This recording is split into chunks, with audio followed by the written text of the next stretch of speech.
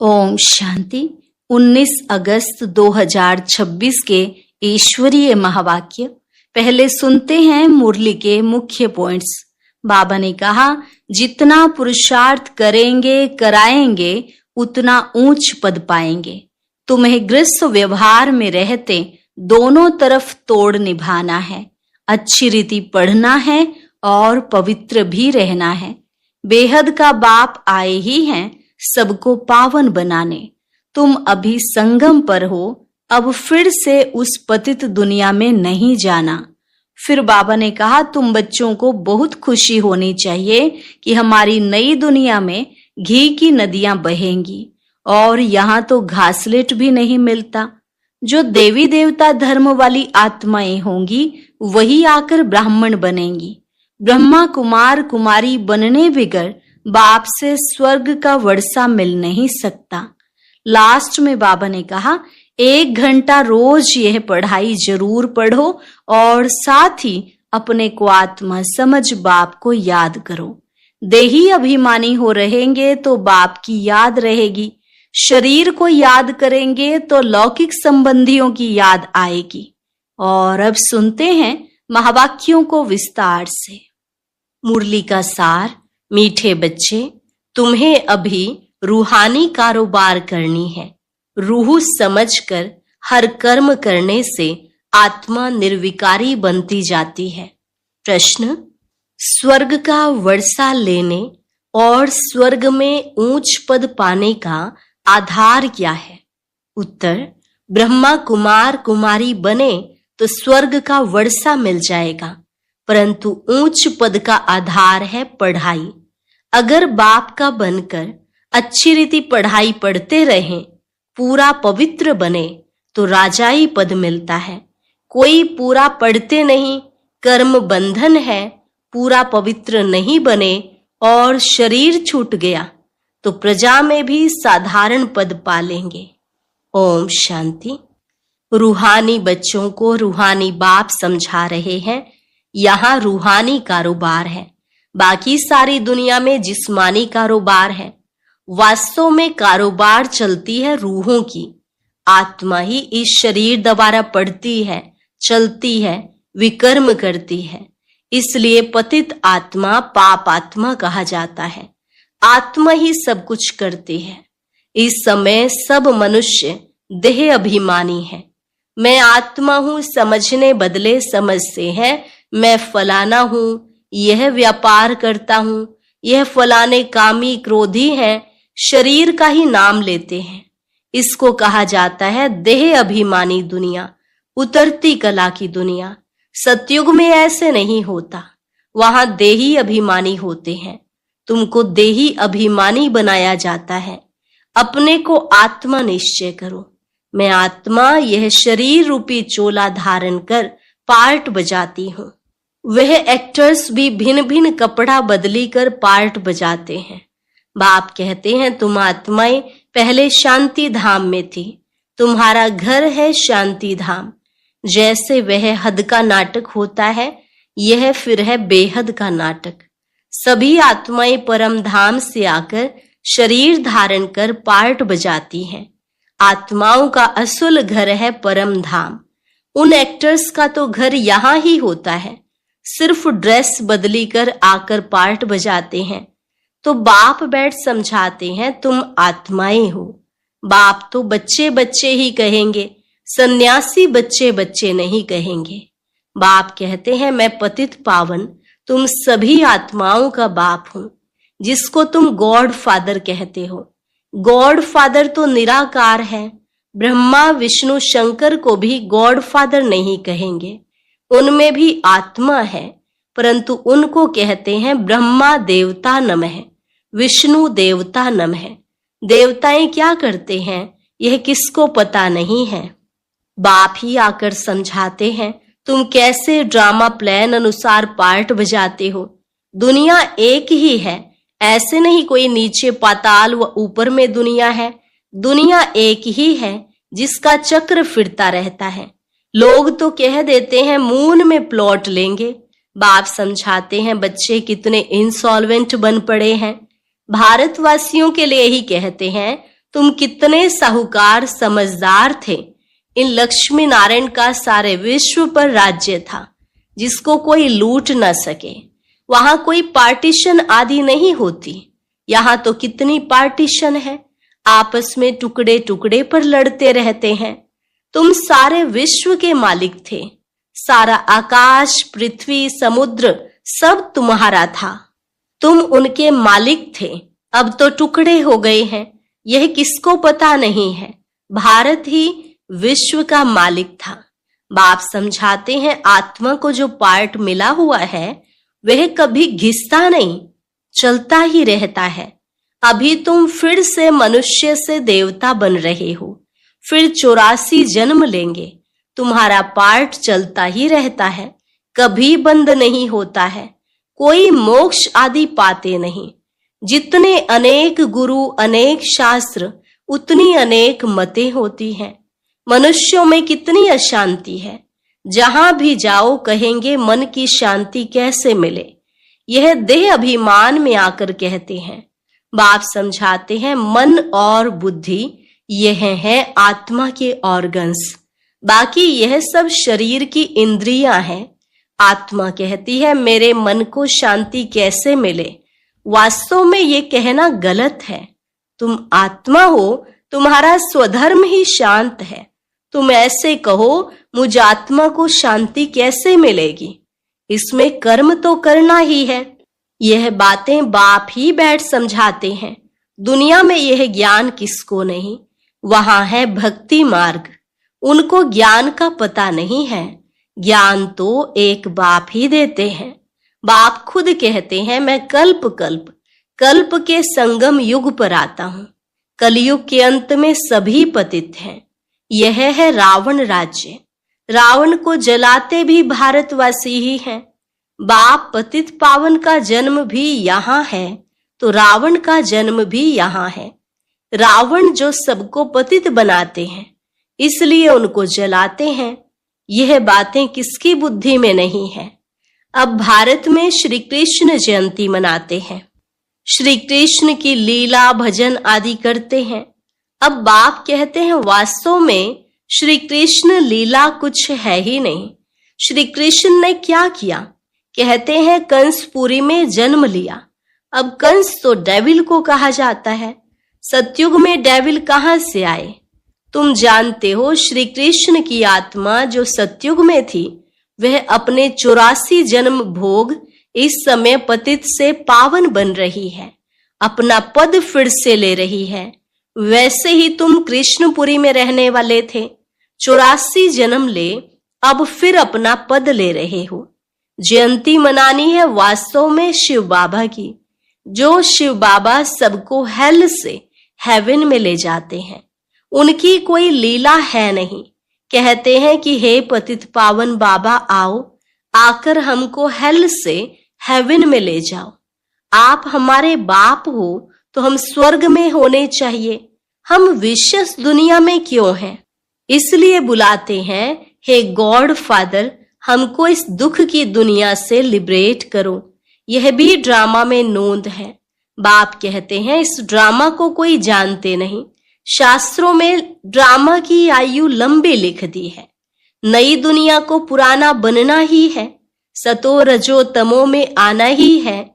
यह है बेहद की बात। अभी तुम फिर से विश्व के मालिक बन रहे हो। भारतवासी जो नई दुनिया में थे, वही 84 जन्मों का पार्ट बजाएंगे। अभी तुम पवित्र बनते हो, बाकी सब मनुष्य पतित हैं। तब तो पावन के आगे जाकर नमन करते हैं। पावन को पावन नमन क्यों करेंगे? सन्यासी पावन है, तब तो पतित मनुष्य उनके आगे माथा झुकाते हैं। कन्या पवित्र है, तो सब उनके आगे सिर झुकाते हैं। वही कन्या शादी कर ससुर घर जाएगी तो माथा टेकना पड़ता है। अभी बेहद का बाप आए हैं सबको पावन बनाने। वह सब है कलयुग में, तुम हो अभी संगम पर। अब तुमको पतित दुनिया में नहीं जाना है। यह है ही कल्याणकारी युग। बाप आकर सबका कल्याण करते हैं। तुम अभी श्री कृष्ण जयंती मनाएंगे। नहीं तो लोग समझेंगे यह तो नास्तिक हैं। नास्तिक वास्तव में उनको कहा जाता है जो अपने बाप को और रचना के आदि मध्यांत को नहीं जानते हैं। इस समय सब निधन के ऑर्फन बन पड़े हैं। घर घर में झगड़ा है, एक दो को मारने में देरी नहीं करते हैं। इसलिए इसको नास्तिकों की दुनिया कहा जाता है। बाप को ना जानने वाले, तुम हो जानने वाले। अभी तुम समझते हो कि हम पत्थर बुद्धि थे, बाप हमको पारस बुद्धि बना रहे हैं और कोई तकलीफ की बात नहीं। बाप सिर्फ कहते हैं 1 घंटा पढ़ो, अपने को आत्मा समझ मुझ बाप को याद करो। शरीर को याद करेंगे तो लौकिक संबंधों की याद आएगी। देही अभिमानी रहेंगे तो मुझ बाप की याद रहेगी। यह तो है ही विषयस दुनिया। विषय सागर में गोते खाते रहते हैं। विष्णु को क्षीर सागर में दिखाते हैं। कहते हैं वहां घी की नदियां बहती हैं, यहां तो घासलेट भी नहीं मिलता। फर्क है ना? तो तुम बच्चों को कितनी खुशी होनी चाहिए। बाप ही खिवैया है ना, गाते भी हैं नैया मेरी पार लगाओ। यह सब नैयाएं हैं, खिवैया एक बाप ही है। यह शरीर यहां ही छोड़ देंगे, बाकी आत्माओं को पार ले जाएंगे शांति धाम। वहां से फिर भेज देंगे सुख धाम। परमपिता परमात्मा को ही खिवैया कहा जाता है। बाप की ही महिमा गाते हैं अनेक प्रकार से। अभी तुम पवित्र बन पवित्र दुनिया के मालिक बनते हो। श्री श्री शिव बाबा आए हैं श्रेष्ठ बनाने। खुद भगवान कहते हैं यह भ्रष्टाचारी दुनिया है। अभी तुम परम पिता परमात्मा की श्रीमत पर चल श्रेष्ठाचारी बनते हो। कितनी यह गुप्त रमणीक बातें हैं जो तुम बच्चों को ही समझ में आती हैं, औरों को समझ में आएंगी ही नहीं। तुम जानते हो कि अभी देवी देवता धर्म का कलम लग रहा है। जो भी देवी देवता धर्म वाले और धर्मों में चले गए हैं वही आकर फिर ब्राह्मण बनेंगे। ब्रह्मा कुमार कुमारी बनने बिगर बाप से स्वर्ग का वर्षा ले नहीं सकते। अभी तुम ब्रह्मा कुमार कुमारियां स्वर्ग का वर्षा ले रहे हो। जितना पुरुषार्थ करेंगे कराएंगे उतना ऊंच पद पाएंगे। सब तो इतना नहीं कर सकते। पूरा नहीं पढ़ेंगे तो उसका नतीजा क्या होगा? अगर शरीर छूट जाए तो स्वर्ग में आ जाएंगे, परंतु प्रजा में बिल्कुल ही साधारण। अगर बाप का बनकर अच्छी रीति पढ़े तो राजाई पद पा सकते हैं। नहीं पढ़ते हैं तो समझेंगे उनकी तकदीर में नहीं है। पवित्र रहेंगे पढ़ेंगे तो उच्च पद पाएंगे। अपवित्र होने से बाप को याद नहीं कर सकेंगे। ऐसे भी बहुत हैं। कर्म बंधन का हिसाब जब छूटे, गाड़ी के दोनों पहिया पवित्र होंगे तो ठीक चलेंगे। दोनों पवित्र रहेंगे तो ज्ञान चिता पर बैठ जाएंगे, नहीं तो खिटपिट होती है। कई बच्चे कहते हैं कि बाबा हम तो जानते हैं श्री कृष्ण सतयुग का पहला प्रिंस है, तो क्यों नहीं कुछ मनाए। अच्छा, हम श्री कृष्ण की आत्मा को बुला भी सकते हैं, आकर खेल पाल करेगी, रास करेगी और क्या करेगी। गोप गोपियां तो यहाँ ही होते हैं, वहां तो प्रिंस प्रिंसेस आपस में मिलते हैं तो रास करते हैं, सोने की मुरली बजाते हैं। यह सब खेल पाल तुम पिछाड़ी में देखेंगे। यह सब पार्ट चलेंगे। शुरू में दिखाया गया, फिर तुम पुरुषार्थ में लग गए, अब फिर पिछाड़ी में साक्षात्कार होना शुरू होगा। कौन कौन किस पद को पाएंगे यह तुम जानते हो। बाप बैठ यह सब राज समझाते हैं। तुमसे पूछते हैं वेदों शास्त्रों को मानते हो? बोलो हाँ, हम क्यों नहीं मानते हैं। यह सब भक्ति मार्ग की सामग्री है, इनमें कोई ज्ञान नहीं है। ज्ञान देने वाला तो एक है। ज्ञान मिलता है तो भक्ति आपे ही छूट जाती है। तुम मंदिर में भी जाएंगे तो बुद्धि में रहेगा कि लक्ष्मी नारायण फिर अब नई दुनिया में राज्य करेंगे। बाप बच्चों को समझाते हैं दोनों तरफ तोड़ निभाना है, गृहस्थ व्यवहार में रहते पवित्र बनना है। श्रीमत कहती है पूरे पवित्र बनो, पूरा वैष्णव बनो और विष्णुपुरी का राज्य लो।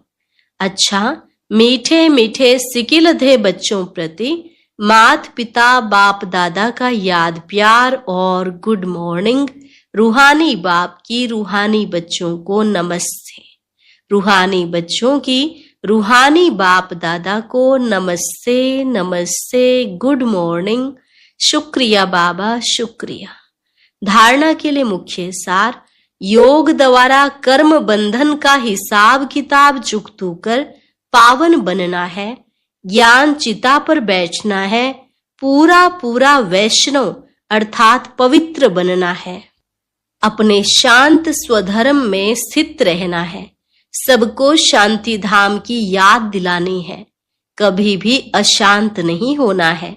वरदान, आवाज से परे की स्थिति में स्थित हो, सर्व गुणों का अनुभव करने वाले मास्टर बीज रूप भव। आवाज से परे की स्थिति में स्थित हो, सर्व गुणों का अनुभव करने वाले मास्टर बीज रूप भव। जैसे बीज में सारा वृक्ष समाया हुआ होता है, वैसे ही आवाज से परे की स्थिति में संगम युग के सर्व विशेष गुण अनुभव में आते हैं। मास्टर बीज रूप बनना अर्थात सिर्फ शांति नहीं, लेकिन शांति के साथ ज्ञान, अतीन्द्रिय सुख, प्रेम, आनंद, शक्ति आदि आदि सर्व मुख्य गुणों का अनुभव करना।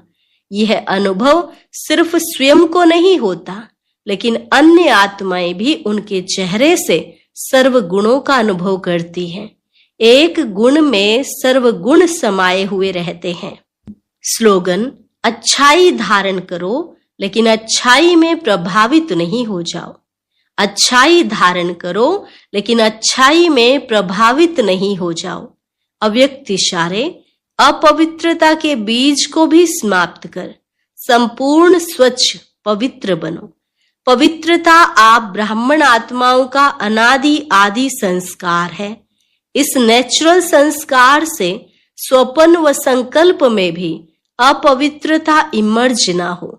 संकल्प आवे और विजयी बनो, इनसे भी ऊपर नेचुरल संस्कार बना लो, तो इस सब्जेक्ट में पुरुषार्थ करने की आवश्यकता नहीं रहेगी।